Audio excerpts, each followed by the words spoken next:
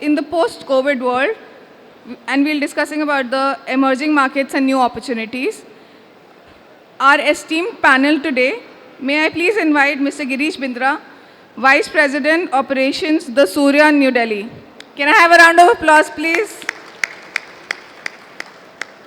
Our second panelist for today, Mr. Anirban Sarkar, General Manager, Radisson Group, Greater Noida, who is also our neighbor. Mr. Sharad Upadhyay, General Manager, Crowne Plaza, Greater Noida, our second neighbor. And Mr. Shrikant Wakharkar, General Manager and Area Vice President, North, Hyatt Hotels. Welcome, sir. Now the platform is open and our very own Mr. Sarish Bhattacharya would be moderating the session. Sir, please take forward. Thank you, Radhika. Radhika has been working very hard behind the scenes. So please give one big round of applause for her. So anyway, thank you, gentlemen, for coming all the way to Greater Noida. Of course, there are two people in Greater Noida. But Shrikant is someone who's come from Cochin, Bolghati Island, to Delhi, and from Delhi has come to Greater Noida. Welcome, Shrikant. Welcome to our part of the world. After the lovely Bolghati Island, you're in the rat race of Delhi. So we'll have a lot to talk about the competition set and other things. Good afternoon, ladies and gentlemen. I don't see many ladies, but yeah, well, they're there. Good afternoon. I request everyone to sit down, please. Request everyone to sit down, and I'm sure we'll have a lot of things to take away from this session. As you know, this is the 5th anniversary year of India International Hospitality Expo. It's a very happy occasion for all of us because last 2 years was sort of written off, by the hospitality industry. But those last 2 years are also years of great learning, great new opportunities opening up, new markets being discovered. And IHE, fortunately for all of us, was around. Many of you participated in the virtual conclaves, virtual discussions we used to have. I think we had about 26 virtual discussions. And last year we had, a little low-key, but a physical show. In fact, IHE 2021 was the first physical show to happen after the third wave of COVID. So we are all thankful to God, and the Almighty has been very kind to us, and now we are all here. Hopefully we'll only see better days ahead. On that note, may I start the discussion with Mr. Greesh Bindra. I just learned today that he has completed 40 years in the profession, so he has a lot of historical perspective as well as he knows the present. Greesh, can you open the discussion? What changed after COVID? Now hopefully COVID is behind us. What has changed for the hospitality industry in the last 2 years, and going forward, what is the overview, a brief sort of a opening? Thanks, Suresh. The one thing that comes to my mind straight away is that stakeholders are smiling and walking to the bank every day, because the minute we got into this year, the minute this year started, things for hospitality have actually changed and taken a somersault. Totally, keep the mic closer. Huh? Things for hospitality have, sort of boomed. We've done revenues in our hotel which were never done since the inception of the hotel. For example, the Suryaa opened in '82. We have never had an April like this since the hotel opened. We've never had a May. Who said that May and June are bad months? That's why I said, things have really changed. Things have really become superb. 1.5 years or 1 year 10 months, we went through a rough time. There were issues. Everyone knew that. Hotels were shut. But I think I always am very positive about work ethics and about people. And I feel that there is always a green light at the end of the tunnel. And that's exactly what is happening. Things are looking good, and I'm sure my colleague, general managers here, they all have the same sentiments. Right. It's good to see this bullish sentiment, in the industry. I mean, after 2 very depressing years, this year seems to be absolutely, you guys are really going ahead and going forward. Sharad, you have had experience, I think, before you came to Greater Noida, you were abroad. Okay, you were in Bombay, and before that in Bangkok. Yes. Can you hear me? Yeah, Yeah. absolutely. So I was in Bombay prior to this. Okay. And, prior to Bombay, I was in Rohini with the Crowne Plaza. Rohini. But you're right. I spent about 3.5 years in Bangkok. Bangkok, okay. Right. So actually, this COVID period, you were in Mumbai. COVID was in Mumbai. So right. you have a good Delhi-Mumbai comparison to offer. But tell me, like, in terms of COVID, what really changed for the industry? And, are some things, a lot of things that we used to hear earlier, staycation, domestic traveler, home delivery, Right. are those concepts still working, or you're making so much money that you really don't care about home deliveries anymore? No, you're absolutely right. I think I was just trying to think about what do I speak about in this forum when I came. So I was jotting down a couple of points while I was driving to this place. A few things, stories have changed. Not changed. I think it's compelled us. One of the things is we have started looking inwards. We've started focusing more on local, what's around you. Like, for example, Greater Noida, we've started looking at tier 2 and tier 3 cities, even for something like weddings, right? So which will be the target markets for you in Greater Noida? Places like Agra or, a couple of nearby cities, Faridabad, Radabad. And there's a big traction. I think until COVID, probably we're indifferent to these secondary and tertiary markets. That started coming in, not only in terms of business, also in terms of sourcing raw materials, right? With the supply chain being blocked throughout the world. We know back in Europe and US, I think, things were running about 6 to 9 months late. We've started looking at what's available locally. No, I'm not only talking about food and beverage, even your basic supplies. So I think a lot has changed in the way we do business. Talking about business, I don't think travel changed much. It's just the scale that has been minimized. I think to be more precise, I think the travel was paused for a while. Structurally, travel has not changed. And that's why you see a lot of people are now wanting to be here in person despite having a Zoom or a Teams platform available for us. So there's a lot of tailwind right now with a lot of pent-up demand and whatever all is going. I think the headwind that's, that we are facing is technology. You're right. With all these things combined, I see a brilliant 2022 and even more massive success in 2023. Right. In fact, it's very interesting. I was just going through the statistics of this exposition. For instance, 400 plus exhibitors have come from all over India. So that itself shows that there is a lot of sudden optimism, about the future and the present, of course. So that's very good. So Anirban, you also you're a neighbor of Sharad's in Greater Noida, and and you have been, of course, you were here last year in this very forum. So in the past 1 year, what has changed for you as a general manager in your hotel? Well, I would say the biggest change has been to manage more with less. That has been the biggest change because I think across the industry, our industry is managing more volume with lesser number of people. Probably we were forced to do initially, but generally, India had that reputation of having more people employed per room compared to our peers elsewhere. But that, I think, has changed a lot during the past 2 years. Apart from that, of course, there has been change in consumer behavior. For example, I think people have become more health conscious, wellness conscious. People are traveling for wellness. People are becoming more focused towards sustainability.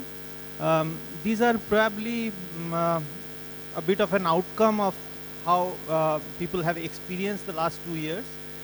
And more importantly, I think another thing which has changed is because a lot of people were restricted from going out, so we had more Indian travelers, traveling the length and breadth of the country. Family get-togethers are happening more often. So I think these are there are several things which has changed. Probably the essence of our business hasn't changed. People are preferring to come back and meet physically. So that's, as Greesh said, the stakeholders have a lot of reasons to be happy. But of course, we'll come back to a very important stakeholder, mainly the person who works in the hotel, I don't think they have many reasons to be happy, but we'll come to that, or maybe we'll come to the HR issues in the next round, So now, Shrikant, you've come to Delhi, and like, what has been your first reaction to the Delhi market, and where do you think the opportunities lie? I actually joined this hotel in Delhi in February of this year, and I had come from Kerala where the lockdown was very stringently imposed all the time. The entire state was very strict about the way it dealt with COVID. So when I came here, I just joined after Omicron was more or less over, and I saw that people were not really afraid to come out. They were kind of coming out with a vengeance. They wanted to get back to dining out, because Hyatt Regency Delhi used to have a lot of home delivery business which was doing very well. That saw a bit of a decline, but what we saw was our patrons were coming back to us like dining never went out of fashion. So that was one thing I realized. And if I look at the events side of it, what about the banqueting? Has banqueting also picked up? Oh yes, events has also picked up in a big way. Smaller conferences started coming in the month of March itself, and now we've got quite a few conferences happening. There are various conclaves like this one happening in hotels. India Today Summit, etc., has been revived. So I would say that business is pretty much back to normal. In fact, so is there a segment which is down even now, or which hasn't which picked one? up? Is there a segment in your business which is still not up? Yeah, if I were to talk about one segment, it will be international conventions, because that requires at least 2 years of planning. But we are seeing a lot of green shoots in that for future. For this year, of course, we don't have major international conventions because that involves traveling across the length and breadth of the globe, flight corrections, etc. So only that is one segment which hasn't grown exponentially for this year. But if you look at weddings, conferences, if you look at the other MICE segments, they have really picked up. In fact, Greesh mentioned that we are seeing much better levels of revenue than 2019 month on month, and 2019 was generally a good year. It was the best year in recent yes, in recent times. Yeah. So, and as Anirban mentioned about the fact that we are seeing a lot of domestic travel happening. There were staycations happening, especially last year. Now it's a bit on the decline, I would say. But on the whole, people are not afraid of going out and spending. What amazed me is the fact that people are still spending a lot more than what they used to spend during the pre-pandemic levels. So, Sharad, I had the good fortune of meeting you over a lovely lunch, which sort of revived a lot of the Mughal delicacies, Now, talking about F&B, say in a place like Greater Noida, but I'm also talking about overall. What do you think has really changed in the F&B landscape over the past 1 or 2 years? I think, Stories, F&B has become more interesting now. pre-pandemic, I don't think we're thinking about takeaways, online, Swiggies and all that. Quick interjection. Are takeaways still happening? How much of takeaways are happening? It's gone down. It's gone down slightly. I mean, significantly gone down because now the outlets are open. And but having said that, that's something that did not predominantly exist pre-COVID. And I think with the use of a lot of social media, a lot of apps, F&B, I think it's going to be even more interesting in the days to come. So the outlets are not going to be confined within the hotel space. You literally have an opportunity to take it anywhere. And in our case, I think we're trying to position ourselves in Greater Noida with the kind of events that we're doing. You'll be surprised, Doris. We did this Korean food festival.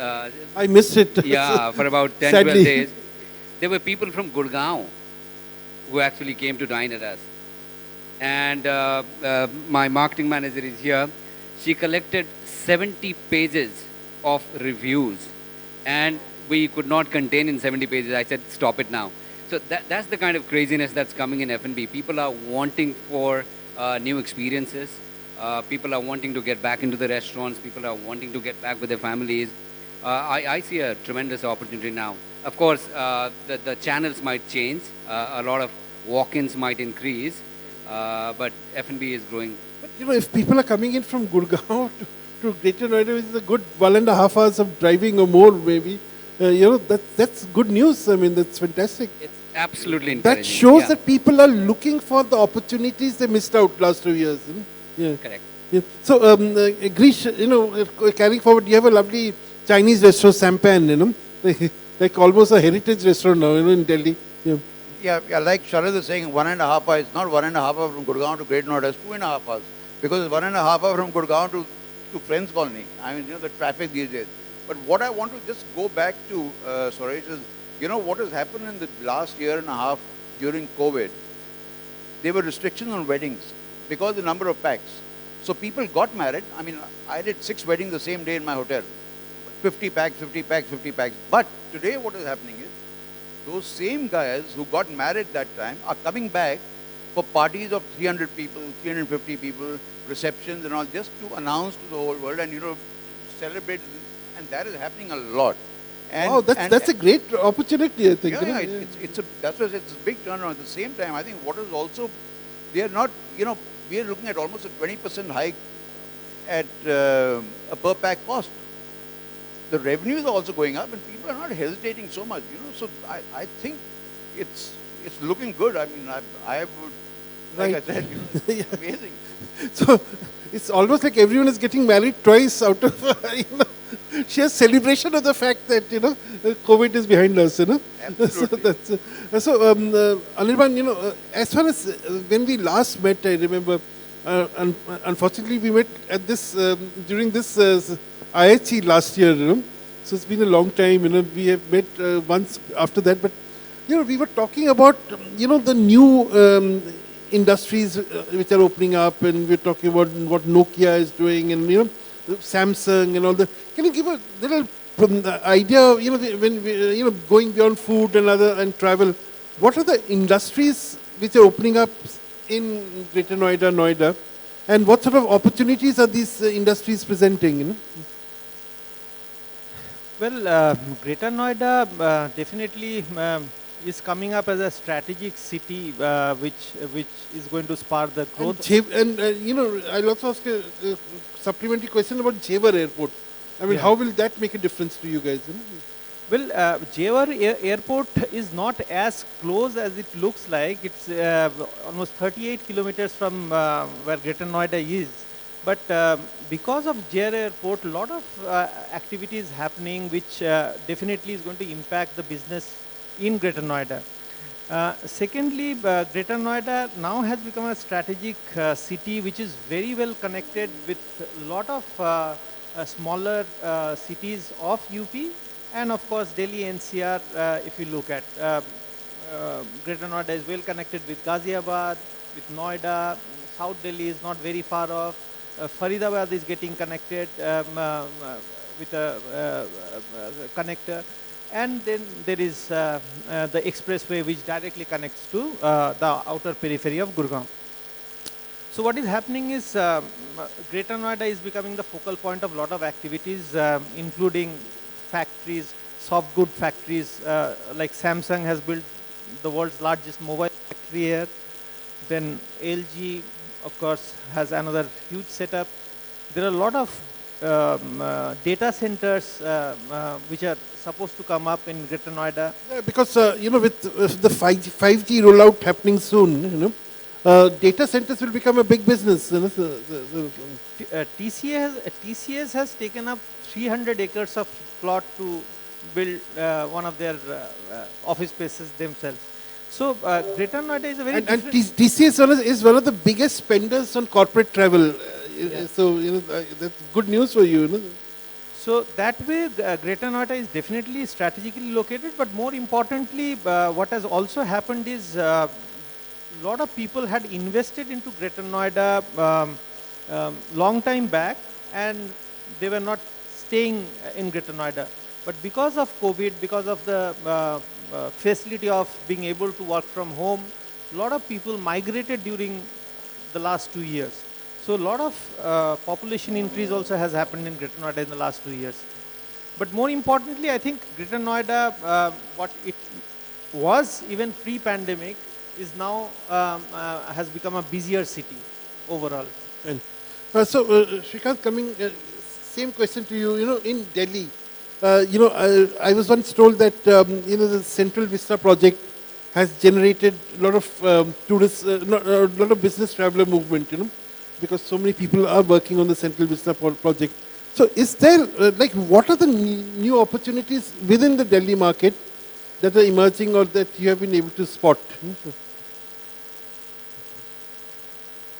I really cannot comment about the Central Vista project because my hotel is a little away from that site.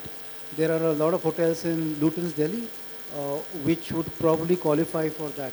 But from my hotel's point of view, from the Hyatt Regency's point of view, I have seen that there has been a lot of movement from the military, the defense forces, officers from the defense forces.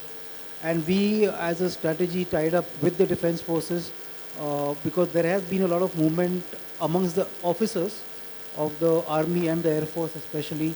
So we have tied up with them strategically. So that is one new segment that has kind of worked for us. The other one that has worked for us is defense, corporate defense. There are some Israeli companies who have set up a base in India for a long time, but we see that their travel to India has been on an upswing in recent times. A lot of diplomats have been traveling extensively over the last couple of months. So obviously there has been a lot of diplomatic activity at the center. So we have seen a lot of foreign diplomats coming in. Do you think, the forthcoming G20 summit, will that create a lot of business opportunities for a hotel like Hyatt? 100%. So it's not only the summit is going to take place next year, towards the end of next year, hopefully in November or so. But from September, October of this year is when actually advanced delegation teams will start visiting India to scout for business, to actually look for opportunities, what kind of sessions will take place. So all that movement is going to start from October, November of this year.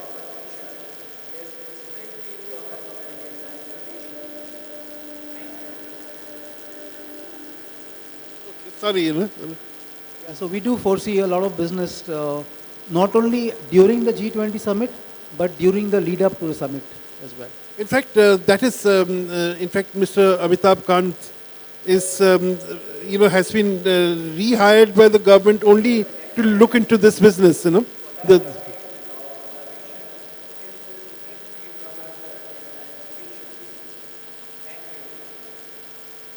Okay, so please don't shoot selfies, Okay, so that's interesting, so there will be movement of delegations, there will be movement of officials, leading up to the G20.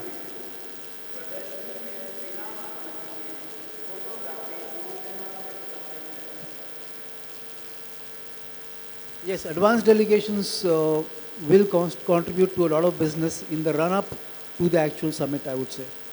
Okay, Girish, again, continuing with this question, what are the opportunities? Sorry, I'm.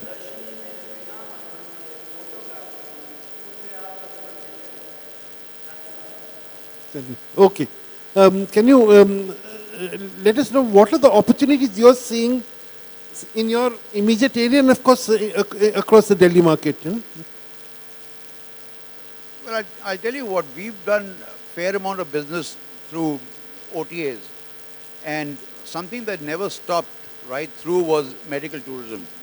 Medical You're fortunate to be next to one of the biggest hospitals, So. Yeah, in fact, we are the only hotel in Delhi NCR that has 6 handicap rooms. There's no other hotel that has it. And I had created this way back in 2006 when we used to be a Crowne Plaza, because only looking at Escorts and looking at Apollo and looking at Holy Family, even Max at Sarkar. So those, so anyone who comes in, firstly, the big advantage with that is that they're long stay guests, because they're coming for surgeries, they're there for anything from 4 weeks to about 6 to 8 weeks. I think the second thing, what we've actually done at the hotel is, because at one time everything was coming through OTAs, the conversions that we've created, because of late corporates started traveling through OTAs, and that became a little bit of a challenge. So the sales team, the front office team, and these guys have worked very hard and converted some of those corporates into regular corporates. So you're not coming through an OTA there. So that, which used to be almost a 55 or 60% share, has dropped now to 40%. And that business is coming in direct now. So that's a big change that has happened. And of course, domestic tourism there's no looking back at it. Unfortunately, international leisure has still not started in a big way, though we've had a few groups that have come in. And I'm happy to say that September onwards, there are bookings. Spain is moving, Italy is moving, and though initially you'll see only FITs, but I think as you get into the winter, you will see groups start coming in, and people are, next year they're looking at a big chunk of domestic and international tourism coming in. So those are some of the segments that we rely on. Right. Sharad, I will ask you, see, a place like Greater Noida, is it getting, apart from corporate travelers, you were talking about the wedding business and all. How big is it, for you? Or are you still very much a corporate travel-driven hotel, I think very broadly our business mix is about 60-40 business to leisure. Leisure business, I think, is combination of staycations, weddings, any other kind of social. You'll be really surprised. Corporates tends to be the biggest contributor to our business now. Anirban mentioned about these giants, TCS, and Microsoft, for that matter, has bought another big patch of land here. Shooting business, that's really picked up in UP now, the film shooting business. So we can probably bucket them into different segments within our business mix that existed, but I think the ratio predominantly remains 60% business. Okay. So how many weddings would you have in a year? I'm sorry. How many weddings would you have in a year? How many? Weddings, yeah. This year, I think we had about 52 days, but I think there is a lot of pre and post that happens. And now I think people are skipping the Saya dates as well. Right. So, there's a lot of pent-up demand. People have not been getting married in the last 2 years. Yeah, and then they're having post-wedding parties also, Correct. Correct. So, okay. So, even a hardcore corporate hotel like yours or say Anirban's, weddings have become important. Extremely, yes. Right. So, Anirban, what about you? How's business looking for you? I think nothing to complain, but the kind of recovery that we have seen in the last 3-4 months, it's amazing, but I doubt that this level of recovery will be sustained over a period of time, because it's a huge recovery. From April onwards, the kind of recovery that we have seen, we are possibly also not taking into account that the outbound travelers who have stayed back, which is much larger in number compared to the inbound that we enjoy. Uh, they have stayed back and contributed heavily on the business. Secondly, there is of course that pent-up. So you fear that they will now spend their money traveling abroad rather than traveling internally? I mean, if you can, if you notice, the Thailands and the Vietnams are still not fully on. So this short trips that people used to have from India, they are still not. And Vietnam has become the new favorite, especially with the low-cost airline coming in. So that is definitely going to not stay as robust as it's right now. The pent-up demand in the last 2 years, be it wedding, be it the urge to travel, that is also contributing, because now that fear of COVID has pretty much gone. People have started going out freely. Elderly people are also coming out. So that also has contributed. Two more segments I would like to highlight, which probably would be, it would be nice to kind of keep an eye on that segment. One is, I was thinking that the Expedia Traveler Outlook report says that a lot of people during the last 2 years have adopted pets. Now, pet-friendly travel, which definitely doesn't exist in India, may be something that we all need to start considering, because huge amount of pet adoption has happened in the last 2 years. And secondly, I think like Mr. Bindra was mentioning, that even the corporates have started using the OTA platform and all. That is also because the whole digital adoption that has happened in the last 2 years, people have got so much used to using mobile to buy anything. They're buying hotels and restaurants also through mobile. So that is another thing that we have to deal with, because they are becoming, those platforms are becoming I think stronger. also hotels will now have to seriously look at a good IT strategy, I mean a digital strategy, because right now I still feel hotels are not very integrated on IT, say the hotel website doesn't get you that much business than say an OTA does, so and I think that will be a subject of discussion, of course, on the 6th, where all the CIOs will come and discuss about how hotels can leverage the big data that is at their disposal, So I mean, that is an important point that you just made. These two segments are the watch-out segments for us, because I think we have to kind of address them. Right. So, I'll sort of wind down, but, talking about the elephant in the room, really, and namely the human resource issue, I mean, everywhere I go, I'm told that there is not enough talent available, Of course, we'll be talking about this at length in another session, and 2 more sessions, in fact, so what, Greesh, what are the challenges you're facing as an employer? I must tell you, the biggest challenge today is our people, because there is no dearth of guests. There are enough guests, but getting people is an issue. Whether it's F&B, whether it's housekeeping. I mean, my director of HR is sitting there and she's smiling every day. I'm in her office saying that, we need people, because there are so many being pinched all over the world, especially from India. I mean, the Middle East is open because at one time they had stopped and sent everyone back. Today, all those roads are open and people are sending flights. Within 2 to 3 weeks, they're getting visas and off they go. I think that's being the biggest challenge. I mean,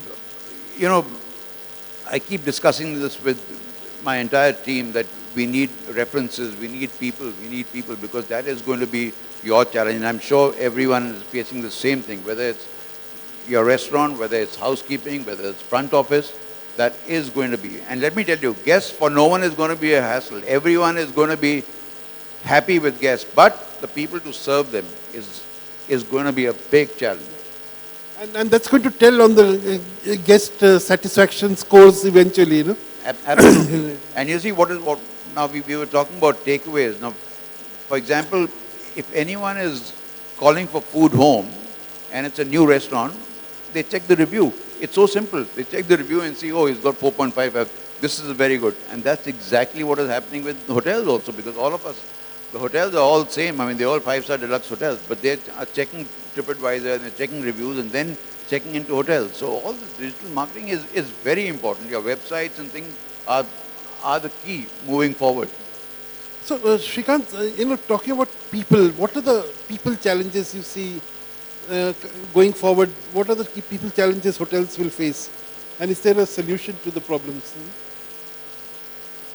So as Greesh mentioned, there has been, an exodus of key talent or trained manpower, especially at the lowest levels, because markets like Dubai, Maldives, etc., opened up a lot earlier, and they wanted immediate, ready to roll trained manpower. So they, of course, looked at operational hotels in India, and they poached from the hotels that were on.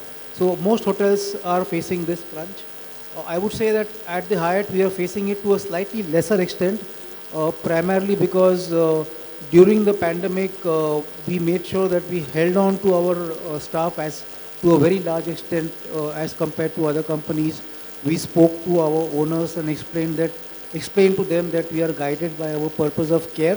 That's the purpose of Hyatt. And the owners were also very empathetic towards the cause. Of course, there were limited pay cuts, and most of the owners agreed and abided by that. But coming back, the new challenge which we are seeing is that there's an increase in the number of guests, and we don't have enough trained manpower to actually service their needs. So what I think is going to be key going forward is actual training, getting them trained, imparting them the skill sets to execute the tasks. Because right now we do have manpower, but they are quite raw. So that is a challenge that we foresee. So your training managers will have to work harder. That's sort of, Yes, yes, sort of, for sure. yeah. So now, Anirban, I think Shrikant raised a very important point of training, And during COVID, we heard a lot about multi-skilling and upskilling, that, the time has come when maybe one person has to do two kinds of jobs, and equally efficiently and well, So is that still a big issue today, a big, like a target that you have to upskill and multi-skill your staff? I think, as I mentioned earlier also, that we have been kind of forced to manage more with less. I mean, that mindset now has trickled down even to the last level of employment. But the bigger challenge has been hotel industry has always been a favorite poaching ground of many other service industries.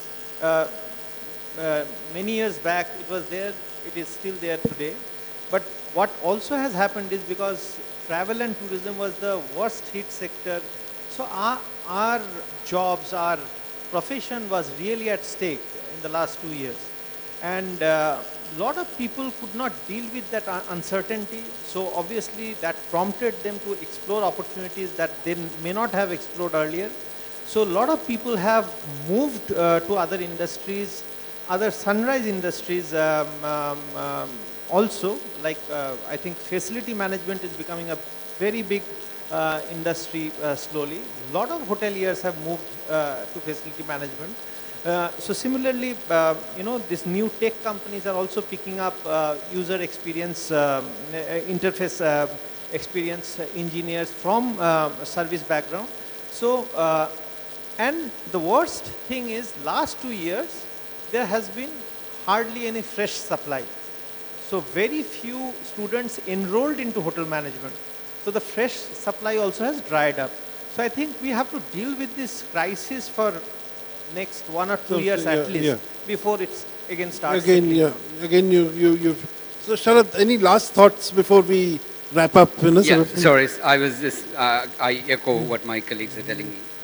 But I think the attrition used to be a problem even before pre-COVID. I think a part of the problem lies in the traditional way how we look at our people right now. Number one, I don't think we're at par with where rest of the industries pay them at the entry level or mid-level management. We're not there. Number two, I think the concept of a long-term career where you need to spend 15 years to get into a managerial role and all that, I think that's passe right now. By 2030, you would know that, half your labor force is going to be millennials. Our hotels align to what these people want. They are more purpose-driven. And we continue to run our hotels with, a certain level of discipline, right? I think the workforce mentality is changing, and until and unless we find, how can we attract, retain, and give a career to these flexible people, the attrition challenge, I think, is not going to go away. Having said that, what we have started doing at the hotel is we've started looking at alternative manning. We've started tying up with colleges, what we call IG academies. As I speak to you, next month, about 20 fresh people are going to enroll into Crowne Plaza Greater Noida. We're going to give them a 2-year course. They're going to do their hotel management course from the hotel, doing 2 days of virtual learning and about 3 days of actually practically working. So I think we'll have to find an alternative source of manning with the World Cups and multiple other things with Maldives and all that lined up. This problem is not going to go away. Yeah? So attrition is a constant That's factor. true. And I think, I'm sure a place like Qatar, Doha, must be recruiting people like there's no tomorrow, talking about the FIFA World Cup, there's events happening. Guangzhou will have the Asian Games now in 2023. There will be people, hospitality graduates will be in demand everywhere all the time. So, yeah. See, Suresh, I'll just say something here. Sharad is very kind and he's putting them in for 2 years. The hotel is going to become a training school. Let me tell you. He will train them up for 2 years and then they will leave. Because it's not his. The challenge we have here is within states, there's a minimum wage difference. I mean, in UP and Delhi, there's a minimum wage difference of over 2,500, 3,000 rupees. So why should the guy be here and not come to Delhi, which is only across the river? So there are quite a few things that one has to look at moving forward, especially in terms of manpower. So I guess your HR director will become more important than ever, and Absolutely. the HR function in the hotel will become a very important function. We haven't been paying much attention to it, but I think it's time to. It is important. Like I said, for 22 and 23, you will never have a problem about guests. You'll have enough guests walking into your doors. But you are going to have problem about resources. That's good. Who'll serve the guests, Absolutely. Yeah, that's right. Okay, so I guess we'll have to wrap up here. I don't find my, the very able Radhika. I'm sure she must be. Oh, she's there. Okay. Okay, so shall we wrap up or shall we take a couple of questions? Okay, Mr. Arun Singh will ask. Let's. Can the mic be given to Mr. Singh, please? Huh. Mic. Sir, can you mic?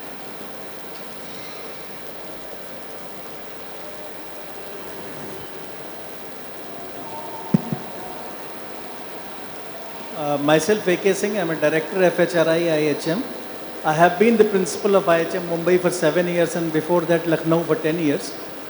In 2000... And Sharad was one of his students. Yes. He is from that college. So, what I want to say that before COVID, in IHM Mumbai, the placement 75% was there in the hotel industry, 25% in QSR and other industries. But I am surprised, last year it has gone 55% in hotel and 45% in other organizations. That is a very alarming thing. We all have to concentrate on this. I will give example of the NCHM JE. Last year we have 16,000 candidates who appeared in the JE. This year it is 12,000 only. So we are going to face problem at two ends. One, the people who will be trained by the institute, they will be absorbed by the other industries. And second thing, we don't have enough number of the students with us. So it's running our own institute is also very difficult because some kind of bad publicity was there from last 2 years. There is no job in this industry. That's why people are not coming. So I think we all have to make a kind of positive environment so that the good number of people, good number of good people should come to us being trained in the institute and let the hotel do their own job, not run the hotel schools. Thank you. Right, okay. That's a good point. Okay, any other questions, comments? Quick. Yes, please. Please identify yourself. Hi, Ajay Khanna from Eagle Forgings. I have a question for Mr. Bindra. Greesh, the hotels are full and business is back to normal. Based on staff and based on infrastructure, we always hear that Bangkok and Hong Kong have more islands, more hotels first class than India. What will happen when international travel opens truly and international travelers both for tourism and for business come? We'll be in a bigger jam from infrastructure and hotel rooms and so on. How do you think that can be solved? Ajay, you're absolutely right, because what the challenge we are going to face now, like I said, there'll be no hassles about getting guests. There'll be enough guests walking into your doors. Challenge will be manpower, and that is going to happen because more and more, as you get into the winter and you get into 23, you'll see more and more inbound and international travelers coming into the country. And I know unless we have more hotel rooms, it is going to be a challenge. And what is going to happen finally is that each hotel is going to keep hiking your rates up and try and get the maximum and get the largest chunk of revenue you can get.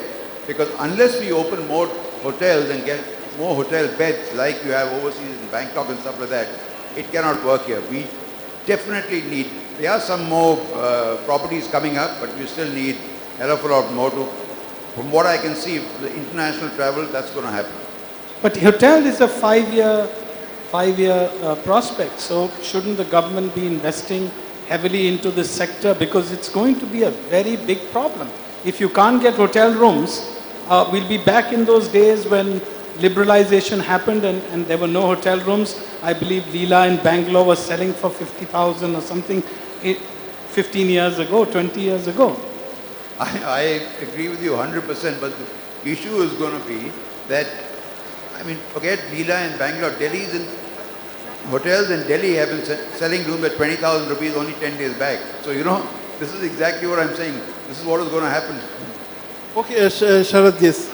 I think just if you notice the trends recently, the hotel owners that were earlier trying to build their standalone hotels, there is a shift now happening. They are wanting a branded hotel. So you will see an influx of a lot of branded hotels coming up. And then you will see this trend in two different pockets. The luxury hotels, obviously because of the size and the investment required, you will find a lot of conversions happening there. Like we've recently converted one of the hotels into a Six Sense in Jaipur. There's another Six Sense opening up. There's a conversation happening about Intercont opening up in downtown Delhi, right? So you'll see a lot of branded hotel coming up there and a lot of greenfields that you're saying about a 5 years prospect. You'll find a lot of other branded hotels people will start making built for purpose branded hotels now. And there's absolutely a dearth of branded hotels. And what COVID has done now is international traveler is now wanting a branded experience. There are three things what an international guest would ask for. One is value that comes along with the hygiene and everything clubbed together. The second most important part is the predictability.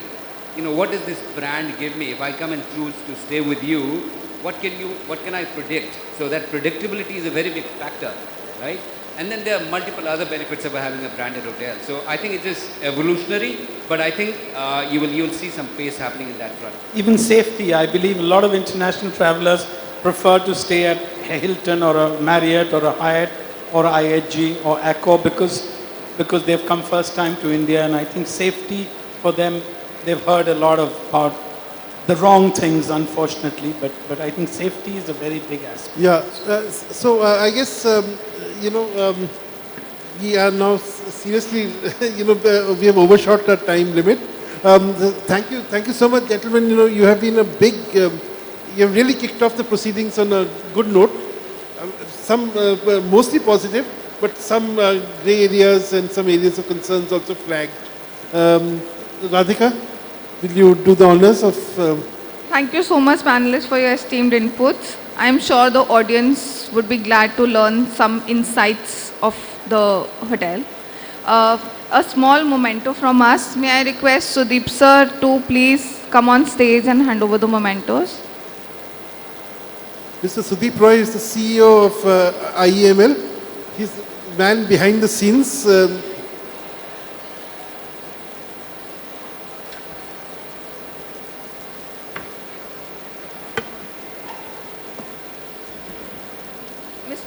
Mr. Shrikant Wakharkar.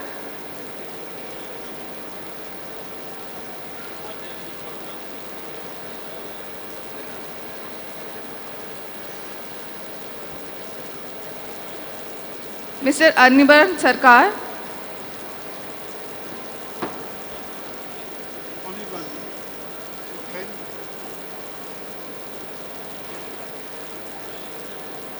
Mr. Greesh Bindra.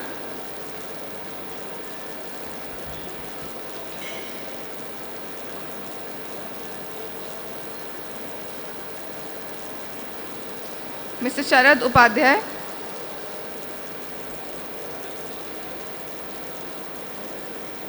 Thank you again, speakers. Thank you for your inputs. Thank you, audience, for being lovely. We have another session starting in another 15 minutes, sorry? 15 minutes. We'll start with the next session. Thank you.